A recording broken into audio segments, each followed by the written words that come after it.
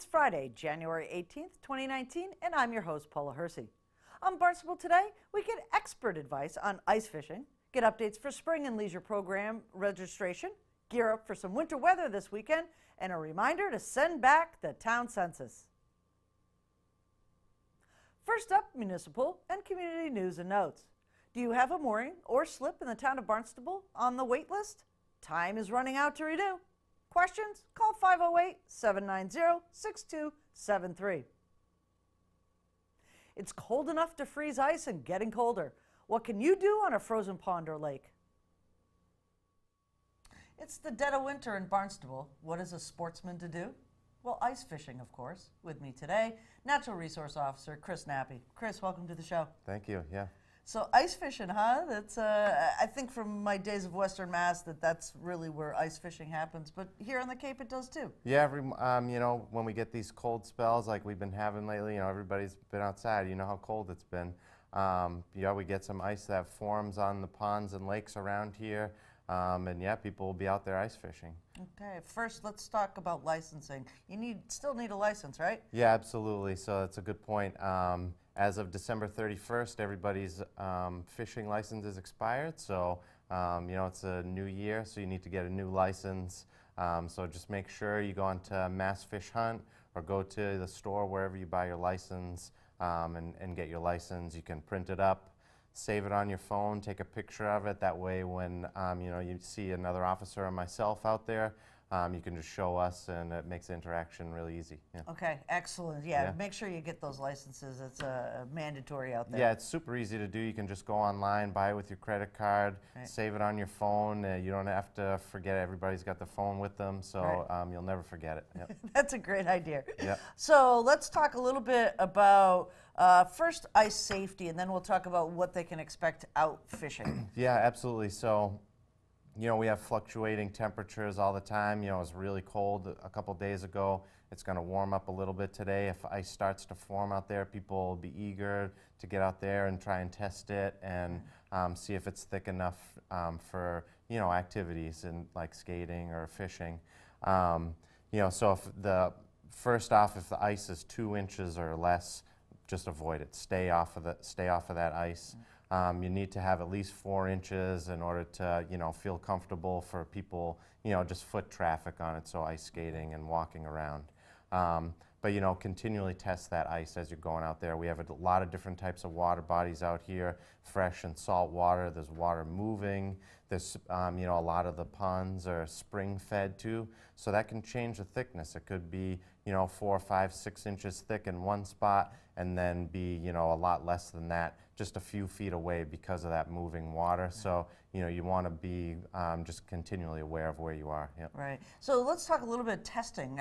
What kind of determines that testing? What's some safe ways to test ice? Yeah, one of the best things to do is take like a cordless drill with you, with a drill bit on it, and you can drill through and do some test drills and see it.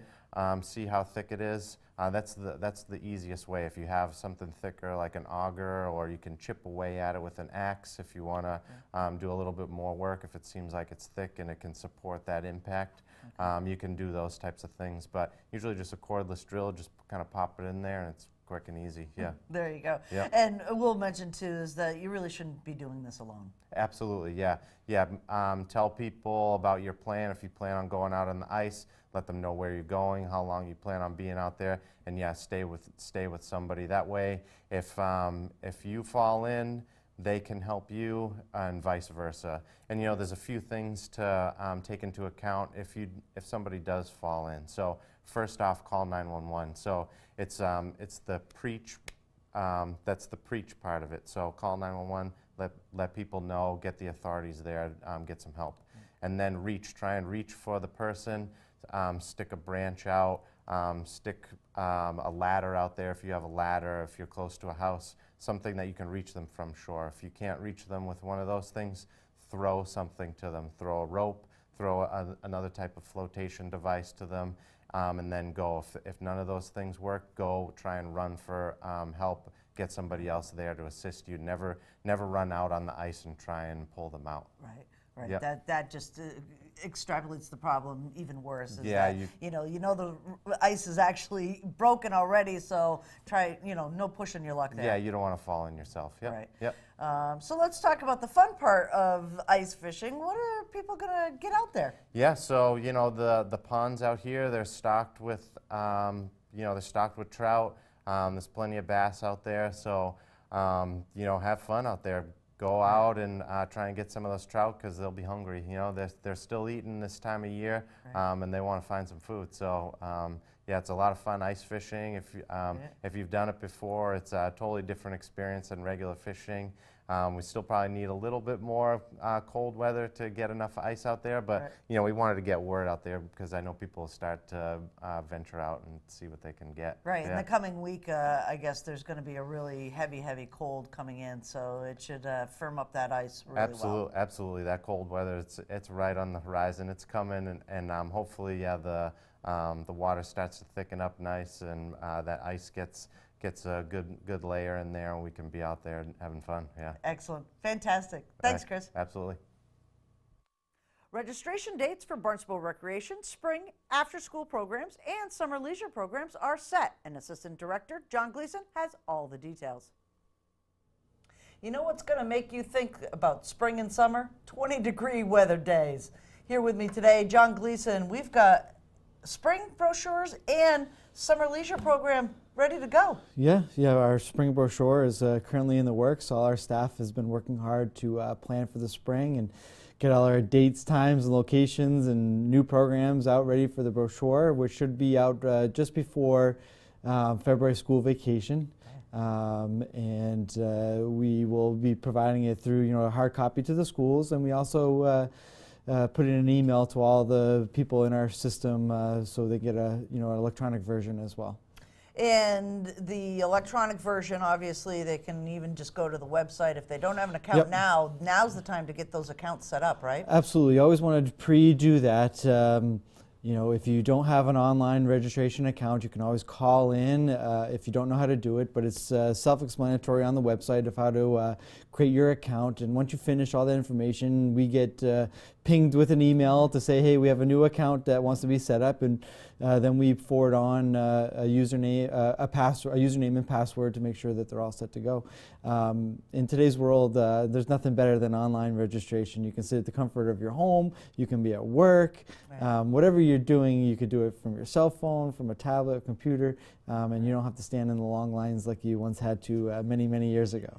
Yeah, we were talking about that this morning. That brings us to the leisure program, which is always has been one of those, first come, first serve kind of thing, and there's some really cool stuff that's happening. But that's the date for registration has been March? Yeah, March 19th will be the date of summer leisure program. The locations are to be determined. We're still in the talks with the school to figure out what school locations we can use for the summer. And that depends on what kind of construction work they have at the schools to clean up and get ready for the new school year. So we kind of work around what they have going on. But it's March 19th. Same thing. The information will be on the website. It will be on the brochure. There'll be packets available online or in our department in the coming weeks to get all that stuff prepared. So when you want to come in person or do it online, it's all there ready to go. Right. And underway right now is basketball. I had the chance to go out there, and folks will see some of that next week. But yeah, absolutely. So we've the kids have been practicing since right after Thanksgiving, and they've been working on their skills and learning how to play the game. And now they're starting to get into games, which is fun to watch. Right. It's fun to see them take their skills and put it into a game situation. We have all sorts of skill levels with our after-school program with our fourth through 7th graders. We have kids that have never played basketball before, and they're learning how to play and work with their teammates, and all the way through to kids that are playing competitive basketball right now for the Barnstable Youth Basketball League travel team. So we have it all, which is great because those players get to kind of work on their leadership skills and work with the players that don't know as much and be kind of good mentors and role models to them. And the other kids get to play with other kids that are just as good as them or slightly better and kind of improve upon their skills. And the games are a lot of fun. We don't stress too much the competition piece of it, but it is fun, to have a clock running and a score being kept, and but it's all fun. It's all for fun. Right, and it's so funny. There's I had stopped at the girls over at BIS, and there's probably 40, 50 girls, but your boys teams are huge. Yeah, our boys team, boys participants has always been a huge turnout. When I was a program coordinator, I think we had upwards of like 72 boys in our after-school program for middle school. Right. And we just really couldn't take any more. It was bustling at the seams. Our girls program has always been a little bit less. And going to the National Park and Rec Conference this past fall, we're kind of learning that nationwide, girls are not participating in sports like the boys do and like the girls used to do years ago. There's some sort of fall off or disconnect between them participating in sports and doing other activities. So we try to offer a wide variety of things to get as many kids as possible, but we have a decent amount of girls. We're very happy with the amount we have, but we could always use more. We'd always love more, sometimes the girls don't participate as much as the boys do. But we'll keep working to get them in that gym or out at the field or in the classroom, whatever we're doing. We always try to make sure they're engaged. It was fascinating to watch them learn how to pivot and pass the other day. Oh yeah, I mean that's the beauty. I mean, these kids are just learning.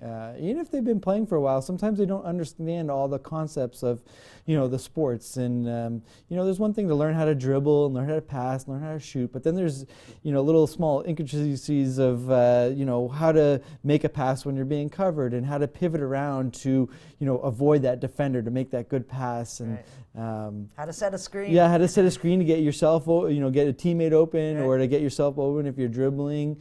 All those little things that they're still learning, and they will continue to learn.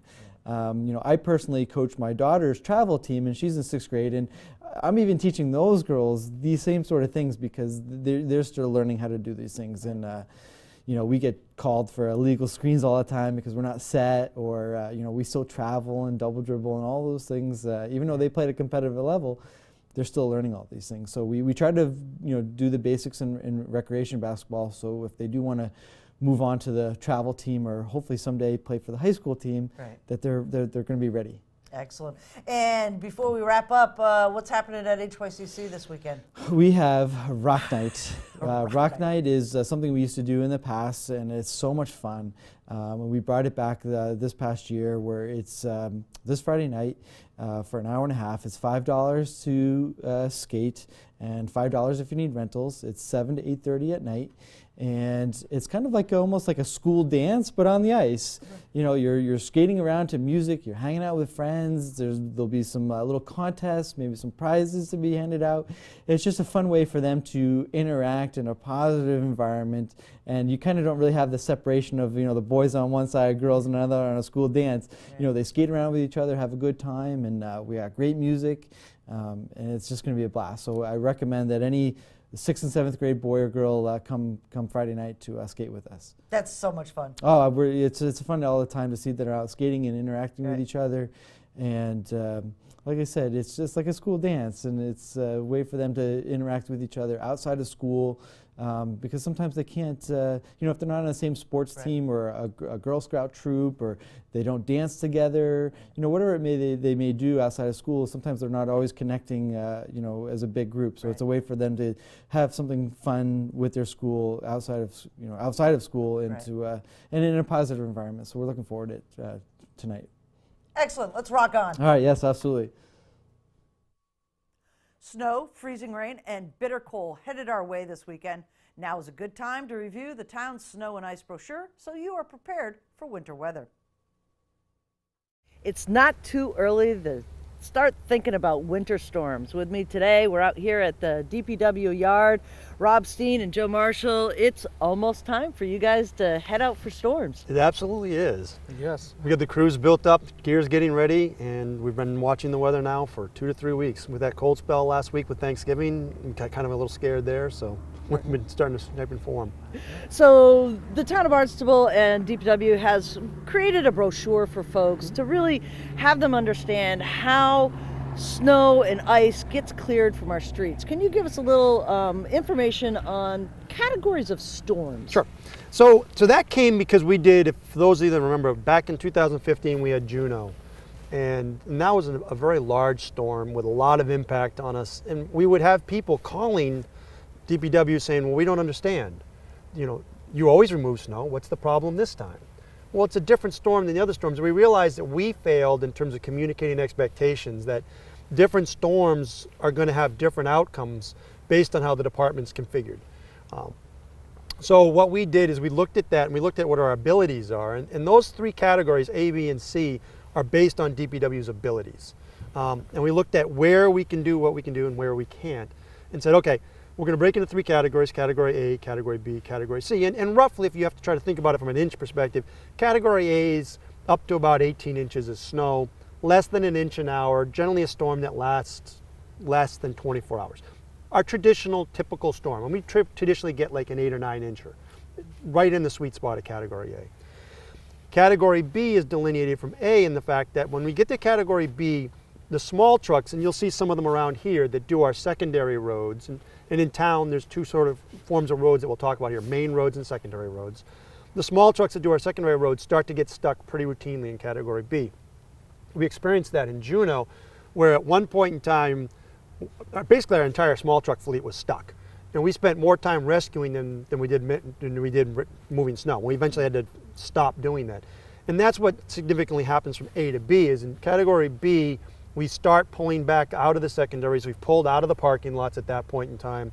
We're throwing all the heavy gear we can on the main roads, trying to keep main roads open. If the storm gets above a 24-inch storm and more than an inch an hour for any extended period of time, because the accumulation comes pretty hard at that point, we're now starting to get into a Category C. When we get into a Category C, the smaller dump trucks you see in terms of the 6-wheel dump trucks, they start to get stuck all the time. In fact, during June, I'd look out the window and there was one stuck right in front of us at our gas pumps. They just become ineffective. And at that point in time, really, and then all we had rolling was 5 loaders and a 10-wheeler. Now we've beefed up the fleet. We have the Oshkoshes. We have additional 10-wheelers in the fleet.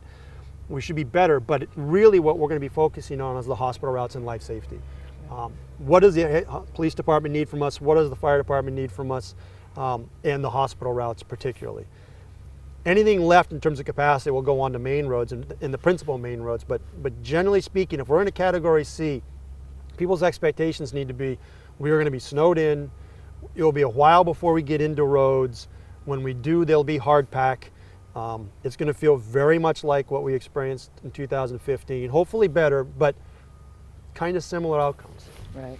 And Joe, there's a lot of things that residents can do to actually help you guys out on the roads. What are some of the suggestions you have for folks? Well, you know, in snow and ice preparation, you know, we ask you guys, ask the folks to stake their properties so we can see their, you know, the turf. We can see their driveway. We can see the road line, so we're not peeling up their grass. Also, is just, you know, hear the warnings. You know, be safe. You know, stay off the roads when asked to. You know, try to let us do our job and not hinder and get in our way. Right. Why do you not want them on the roads? If you say they can't park on Main Street, why is that? Well, like Rob was alluding to, is if we're in those kind of category storms, the public tends to get stuck. And then we're spending time trying to rescue and help emergency response get them off the road, and that takes us away from our job. Right. So the most important thing that we really want folks to understand is this is all done for emergency purposes. So if they do have a problem, there's a route to and from them. Right. And we during June, we had to plow into people to get people out so the ambulances could get in. But to Joe's point on staying off the road, so what we find happens is, you know, for instance, the airport rotary, it's just chock-a-block full of cars. They can't go anywhere, and we can't plow it even around them. It's not even like we can ignore them and sort of work around them. They're now in the way, or South Street at one point in time was full of it, and that's a hospital route. So ambulances were having a difficult time getting down into there because the road was full of cars that had gone out to see what had happened and had gotten stuck. it's not a good idea, whether it be a hurricane or a significant snowstorm, to go wandering around to see what's going on until the event's done and everything's cleaned up and you've been told that it's safe to move around. Right. And let's talk just a little bit briefly about the salt and sanding protocols here. These, it seems like you pre-treat roads now, so you've got a jump on this if you've got some ice coming. So here's the key to this game. It's much easier to peel up snow. If you think of a road like sort of if my hand's the road, if the snow is adhered to the road, it's going to be very difficult to get it up off the road. If you can leave a little layer of water between the snow and the road, and we call that the brine layer, and if it's salty, it doesn't freeze because salt water freezes at lower temperatures than otherwise. And if we have some other mixtures in there, it freezes at a much lower temperature.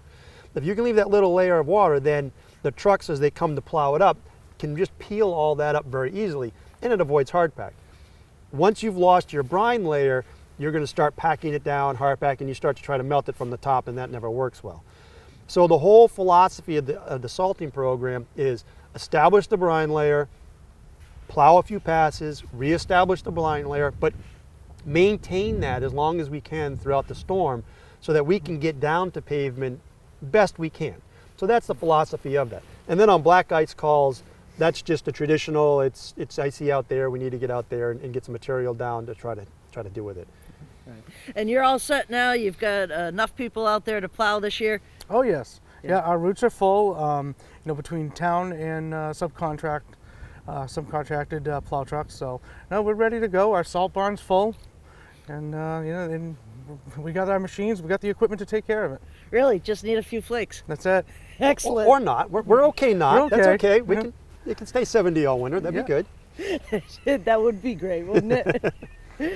Any last words for residents? No, I want to go back to the staking thing real quick. It's really difficult to understand how difficult it is to see at night. And obviously, you know, I come from the engineering side. So when I first came here, I went out for a couple nights with some of the plow drivers.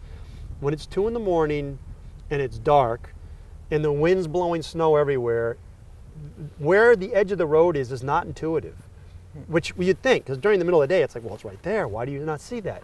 That's why that staking is so valuable. When you have those stakes out there and that driver can see, okay, that's where the edge is, that helps them tremendously and allows them to move quickly through the route. Otherwise, they're having to sort of literally feel their way along. And mistakes happen. So please, please, please, if you have an opportunity, go ahead and do that. That really helps us a bit. And this is the time the ground's not frozen. Is that yearly town census sitting on the mail pile on the kitchen counter? Even if you don't have any changes, it's still vital that you sign and return it to the town clerk's office. Your next vote could depend on it. Sign it and send it in, says Ann Quirk, town clerk. That's the census we're talking about. Ann, you're back with important news for our residents. It's census time. It is census time, and you should be seeing those coming out in the mail soon. Okay, so within the next couple of weeks, folks will see those census. Let's start with, they're not the same as a federal census, right? They're different. They are very different. The federal census will be 2020, and they'll be door to door. People will come out knocking on your door, and some of them have a very long, can't think of the word, sorry, having a little brain. Protracted. It's a a long form that Right. they need to fill out. So it's much more information than what we use. All we're asking for, are you still there? Okay. Who's in your household?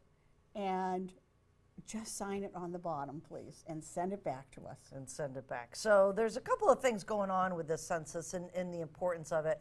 The first off is what some folks might have noticed during the primary and elections this year is that they weren't on the voting rolls. How does that work? Well, it's state law that we do, it's a mandate that we send the census out. Right. If you don't respond to the census, then I have to make you inactive on the voter list. And we try to reach you, we try to get in touch before we do this, but if we can't reach you, then that's the next step, and that's according to Mass General laws. Right. So if you don't sign it and send it, we're going to just keep repeating this. Sign it and send it back. Yep. Then going into elections for or even town elections, can be off those rolls, and you won't have a chance. Well, you'll have a chance to vote, but it won't be as smooth a process as you're used to. Correct. You will not be able to just go in and give your name and your address and get a ballot. You're going to have to go and talk to somebody else, show them that you actually still live at that address so that we can update everything on your census and get you back on the voting rolls. Right. So the census, it's asking for your street address. It's asking how many kids. Why do you want to know how many kids? They're not voting. Well, that's a good question. The kids are important so that we know what we have to have for our schools.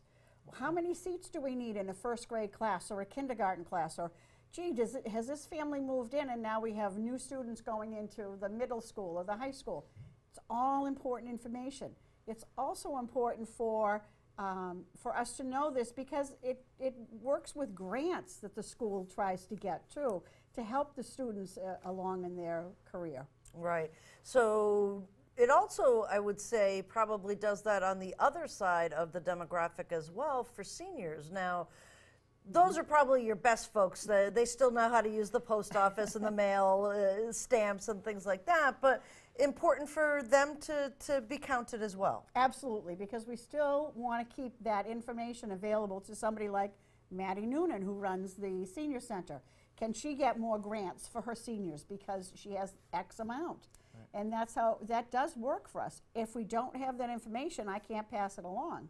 Right. And it also works and for us, we'll know who the oldest person is, so we can go ahead with the Boston Post Cane Award. Right. I mean, it's a lot of things. It's high school students that have graduated and now they've gone on to the military. And in Massachusetts, there's a welcome home bonus for someone who's been in the military and gone overseas. When you come back, I have to be able to prove that you lived here. Right.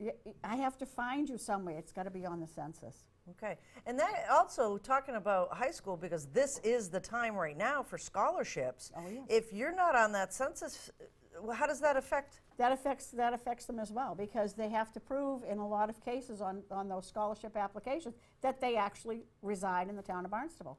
Right. So I need to have them on the census so I can certify that for them. Right. So not only is it, affecting our schools and folks that are moving on from their school career here in Barnstable to either colleges or to the military, but for grants, and I think this grant one is really important that people don't understand, is that by showing a specific segment of population, the town has an opportunity to go after grants based on those numbers, right? Absolutely. Absolutely. That's huge. And it helps defray the cost so everything isn't falling on the taxpayer. Right. See? Sign it and send it back, right? Yes, yes. And if there's any changes at all, just write them on there for us and sign it and send it back. And if you have multiple changes, put a phone number on there so we can call you and say, can you help us out with this one? Okay. So they can call the town clerk's office. They might get your smiling voice on the phone or another one of your wonderful colleagues upstairs. But basically, we just want you to fill it out, sign it, and send it. Yes, and actually the libraries have been very good about keeping it for us and having a box there, so we'll make sure we get the boxes out to the libraries again. So if you're going to the library and you don't have a stamp, drop it in the box there and we'll eventually get it from them. Right, and what if they don't get a census? Oh, call us on the phone. Excellent. Absolutely. All right.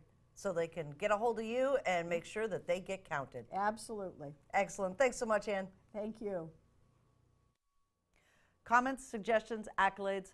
Connect with us on Facebook and Instagram, email us, or send us an old-fashioned note by carrier pigeon. Channel 18 works for you. I'm Paula Hersey, and thank you for watching Barnstable Today.